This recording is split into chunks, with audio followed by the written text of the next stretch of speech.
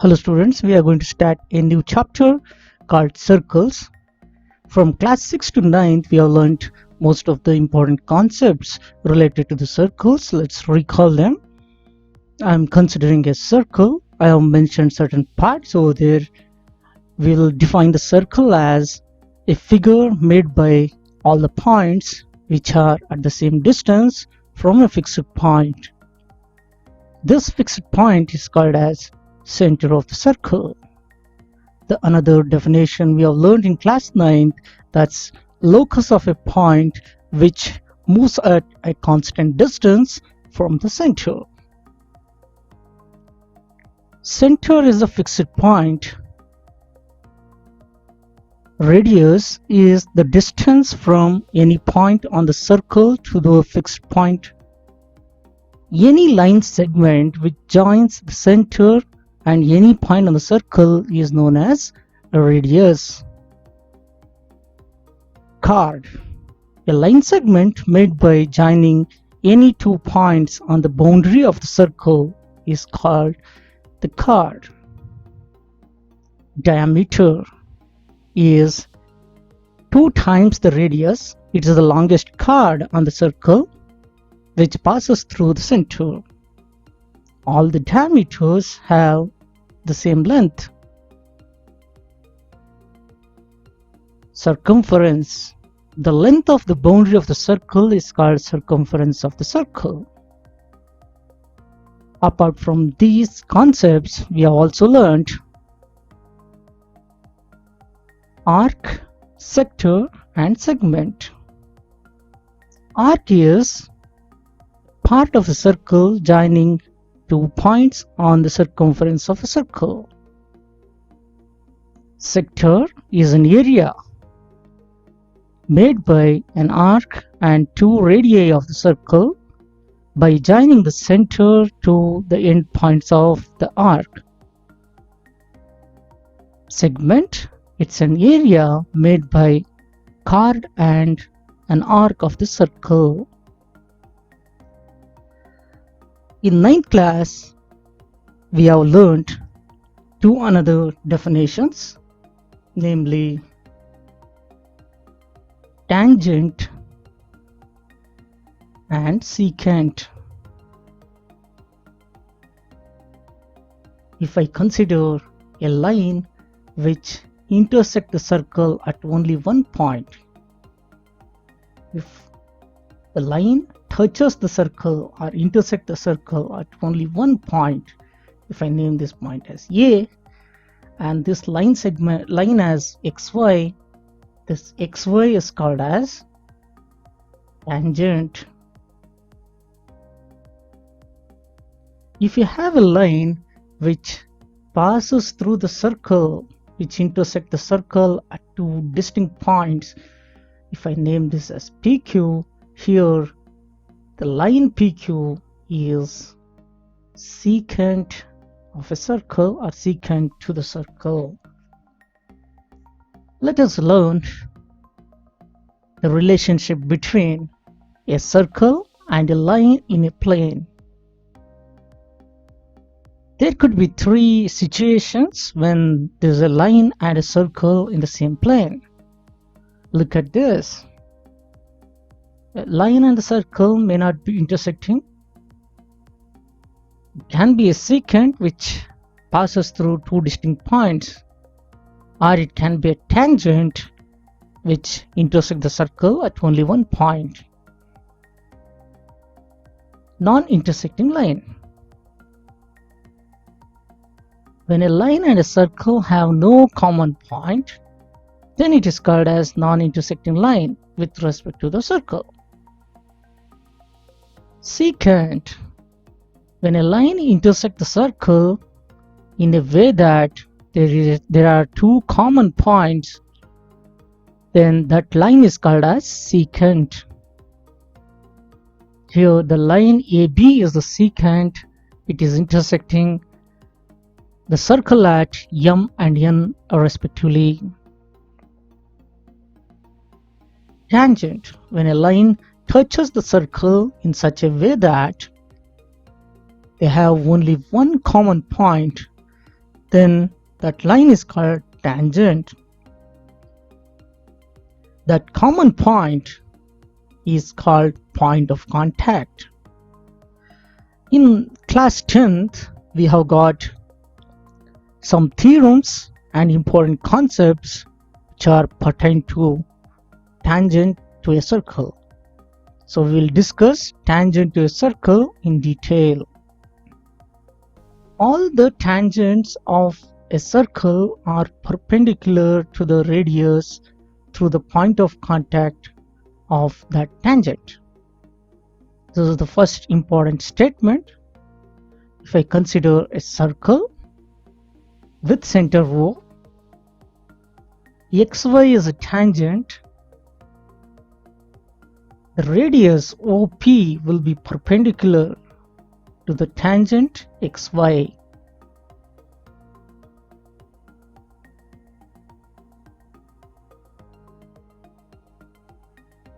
OP is radius of the circle, Q is any point on the line xy,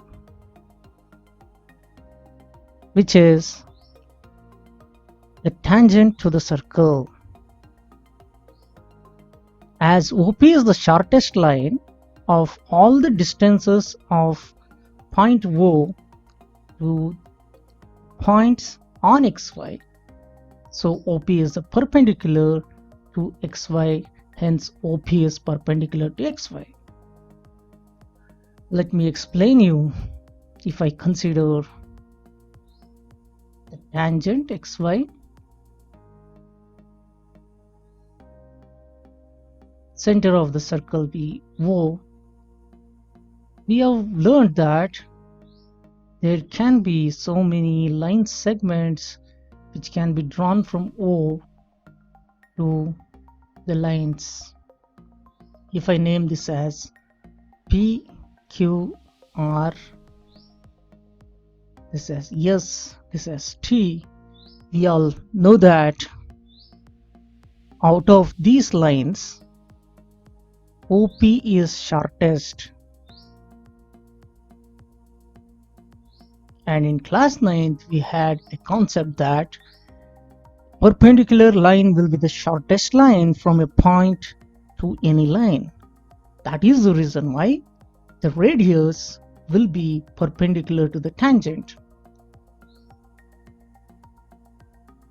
With this concept, let's solve an example. Find the radius of the circle in which, in the given figure, if the length of the tangent from point A, which is 5 centimeter away from the center, is 4 centimeter. As we know that the radius is perpendicular to the radius, so the triangle ABO is right-angled triangle. Is given according to the question. AO is 5 centimeter, AB is 4 centimeter. If we use a Pythagoras theorem, we have OA square equal to OB square plus AB square.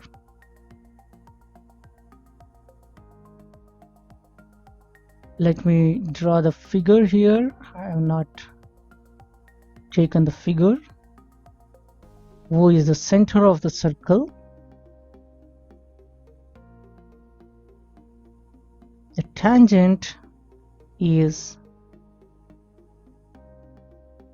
AB.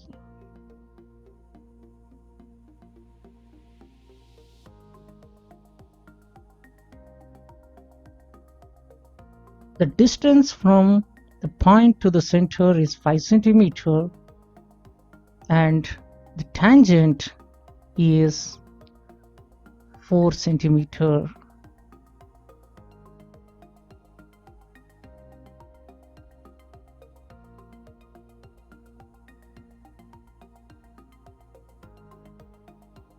Here we can find OB square as OA square minus AB square. So 5 square minus 4 square will give 9. So the length of OB is 3 units. Therefore, the radius of the circle is 3 centimeter. Here, though OB square is 9, we have OB equal to plus or minus root 9, which is plus or minus 3. I am not taking the negative 3. The reason is the distance shouldn't be negative. The radius shouldn't be negative. How many tangents can be drawn from a point to the circle? There could be only one tangent at one point of contact. Tangent could not be drawn from any point inside the circle. It's not possible. There could be only two tangents to a circle from any point outside the circle. If the point is on the circle, there will be only one tangent. If the point is inside the circle, no tangent. If the point is outside the circle, exactly two tangents. We have got a theorem related to the length of the tangent which is drawn from a point outside the circle. Theorem says that the length of the tangent drawn from an external point to the circle are equal. I'll consider a figure. Here, O is the center of the circle. Point C is outside the circle. OC and OB are the tangents. We need to show that the length of the tangent are equal. AC equal to BC. We need to show this. If you observe, there is two right angles and radii are equal, and there is a common side. If you consider the triangle CAO and triangle CBO, we have AO equal to OB because they are the radii. Angle A equal to angle B, both are equal to 90 degrees because radius is perpendicular to tangent. We have got OC equal to OC, it is the common side.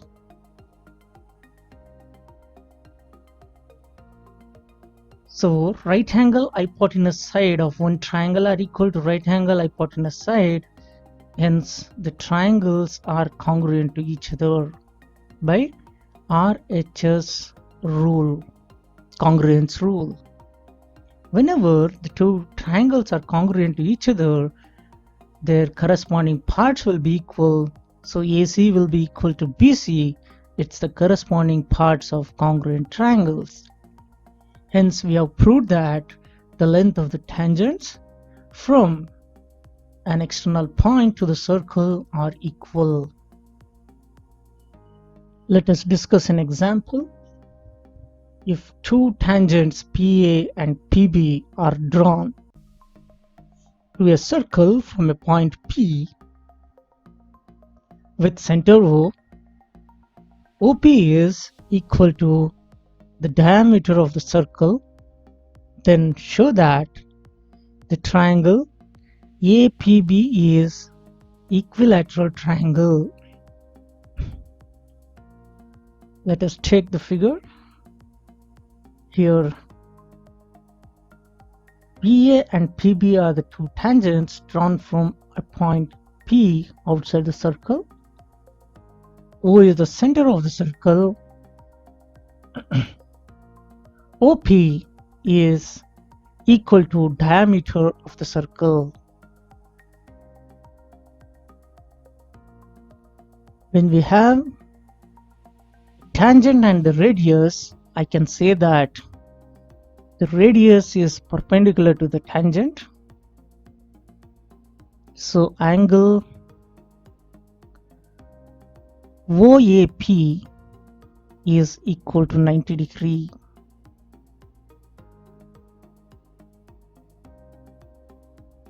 If I consider sine of angle OPA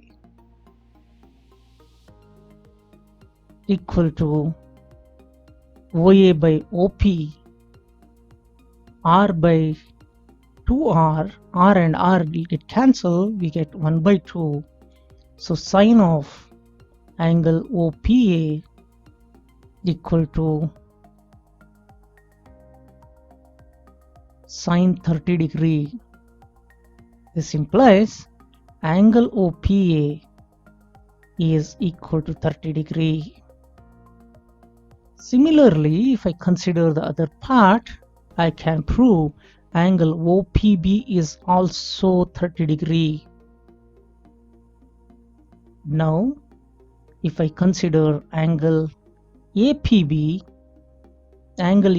will be angle OPA plus angle OPB. This will become 60 degree. In triangle PAB,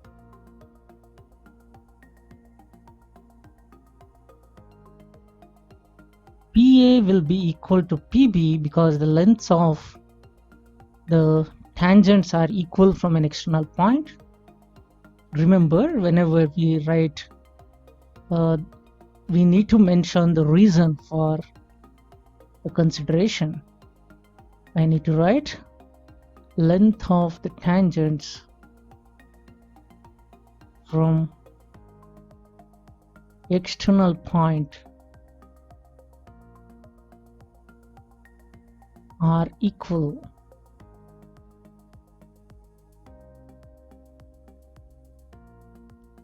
So when PA and PB are equal, I can say angle PAB is equal to angle PBA, because angles opposite to equal sides are equal.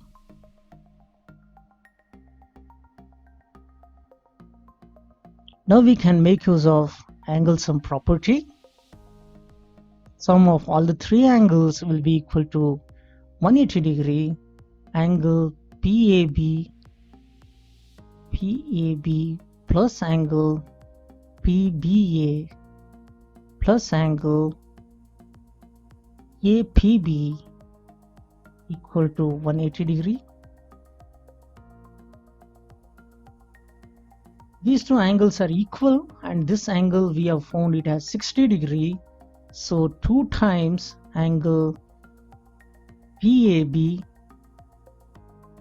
equal to 120 degree. So we get angle PAB equal to 60 degrees. Therefore, we have got angle PAB equal to angle PBA, which is equal to angle APB. All the three angles are equal to 60 degrees.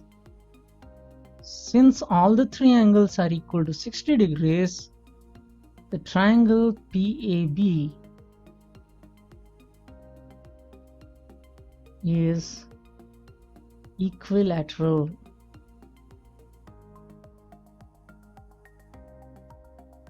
Let us discuss one more example. Find the length of AB in the given circle, which is chord in the outer circle, tangent in the inner circle. The radius of inner and the outer circles is 6 and 10 centimeters respectively.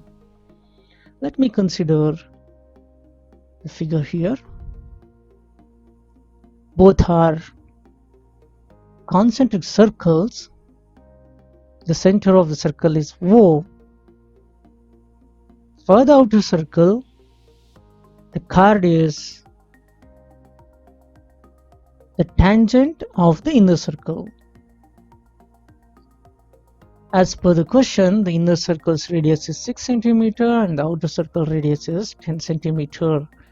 Let me consider the inner circle's radius with a small letter r is 6 cm and the outer circle radius as capital letter R, which is equal to 10 cm.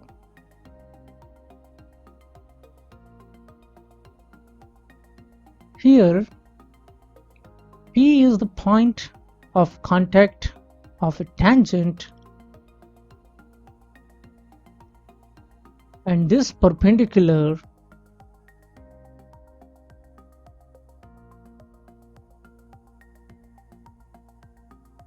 from the center to the chord will bisect the chord. Since OT is perpendicular to AB, the reason is radius is perpendicular to tangent.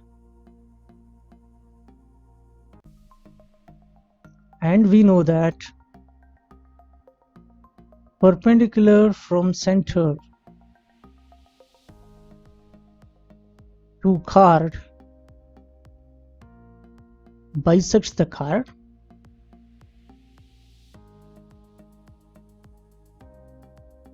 So we have AT equal to TB.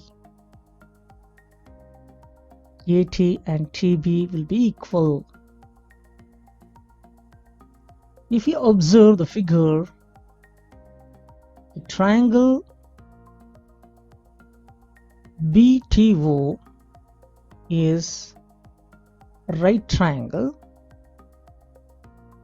So we can make use of Pythagoras Theorem. The hypotenuse will be OB. OB square will be equal to OT square plus TB square. I can find TB square as 10 square minus 6 square. So 100 minus 36 will be 64. So the length of TB will become root 64, which is 8 cm. Now AB will be AT plus TB. Since T is a midpoint, it becomes 8 plus 8, which is equal to 16 cm. Therefore, the radius of, so therefore the length of the chord